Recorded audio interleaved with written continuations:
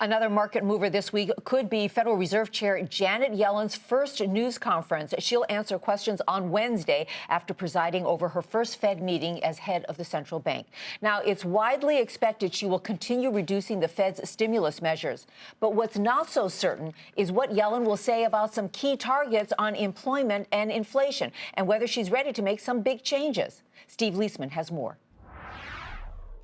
Janet Yellen runs her first meeting as Fed chair this week and holds her first press conference, having promised continuity with her predecessor, Ben Bernanke.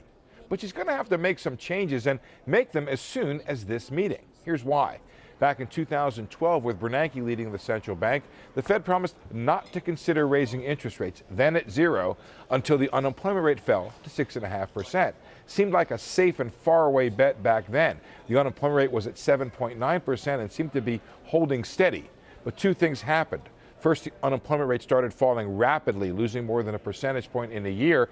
And second, it wasn't clear that it fell for the right reasons. Many, in fact, were dropping out of the workforce. The unemployment rate is not a sufficient statistic to measure the health of the labor market. An additional 5%, an unusually high fraction of our labor force, is working part-time for economic reasons. The numbers are staggering. 7.2 million Americans are working part-time because they can't find full-time work. 10.4 million Americans are unemployed, 3.8 of which have been unemployed for more than 6 months. 91 million Americans are not in the labor force because they either retired or became so discouraged they dropped out of the workforce. So the big question is this: how many more workers and how many working hours are out there?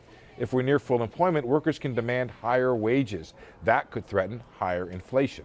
There's a lot of work that suggests that long-term unemployment, and that's the unique feature of this expansion, the record levels, they have little or no effect on inflation. The only effect on inflation comes from the short-term unemployed, and they're back to normal levels. If that's the case, Yellen could be forced to break with Bernanke on a much more fundamental issue, raising rates much sooner than markets think.